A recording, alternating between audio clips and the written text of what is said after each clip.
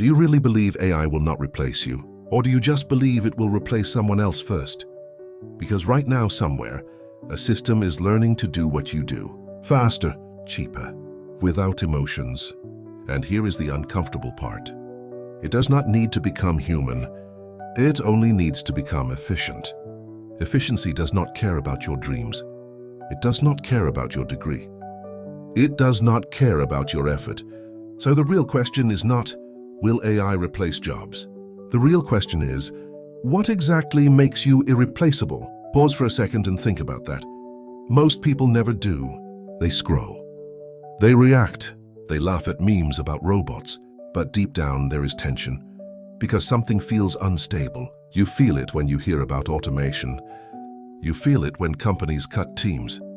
You feel it when tools suddenly do in seconds what took you hours. Let me be honest with you. This anxiety is not random. It is your intuition noticing a shift. And this is where it gets serious. We were trained for a world that no longer exists. School trained you to follow instructions, to complete tasks, to memorize processes. But AI is extremely good at following instructions. AI is extremely good at completing tasks. So what happens to the people trained only to execute? This is the illusion. You are told stability comes from being useful.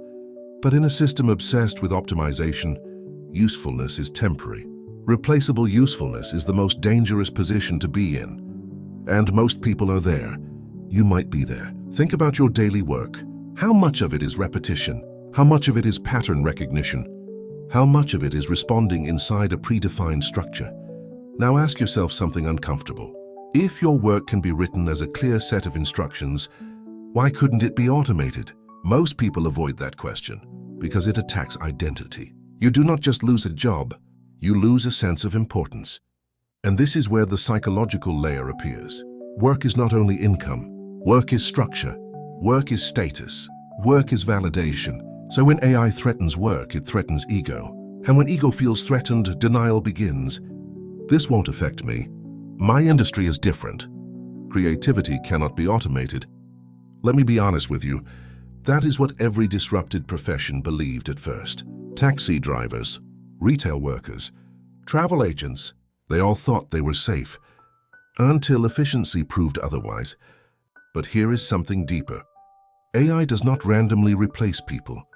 It replaces predictable value. The more predictable your output is, the more compressible it becomes. And this is the part nobody talks about. The modern education system was built for predictability.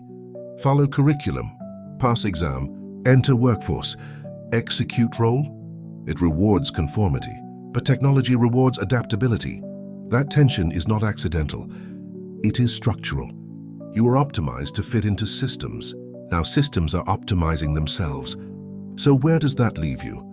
This is where most people feel lost. They sense something shifting, but they do not understand the mechanism. Let's slow it down. AI replaces tasks, not humans.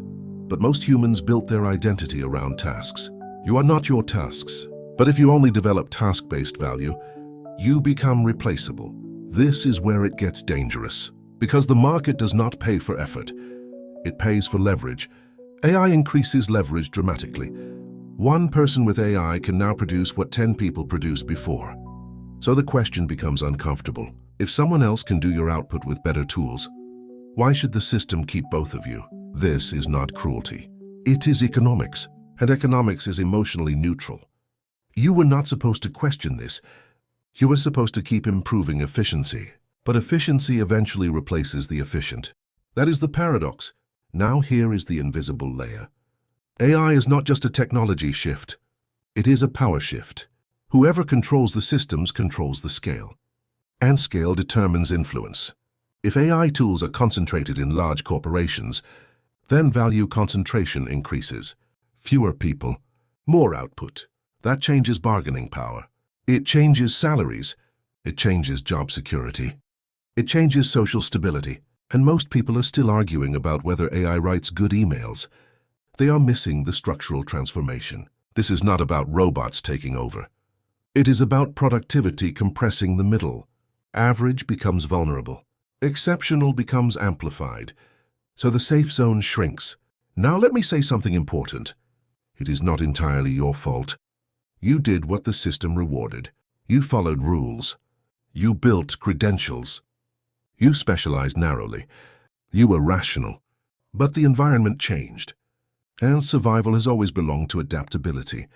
So what can you actually do? First, stop thinking in terms of job titles. Start thinking in terms of rare capabilities. Can you think critically? Can you solve ambiguous problems? Can you communicate complex ideas clearly? Can you combine multiple domains? AI struggles with context, responsibility, and human trust. Develop depth where machines lack accountability. Second, learn to use AI. Do not compete with tools. Integrate them. The future will not belong to those who reject AI. It will belong to those who direct it. Third, build identity beyond your role. If your job disappears tomorrow, what remains? Your thinking, your network, your adaptability, or just your resume? Most people never ask this until crisis forces them to. Ask it now, because ignoring the shift does not delay it, and fear does not prepare you. Clarity does. Let's summarize slowly. AI replaces predictable tasks. The system rewards leverage, not loyalty. Education trained execution. Technology rewards adaptability, and average predictability becomes fragile. So the real danger is not AI. The real danger is staying mentally static. If your value can be copied, it will be compressed. If your thinking can evolve, it becomes leverage. So here is the final question. If everything you currently do could be automated, who would you become next?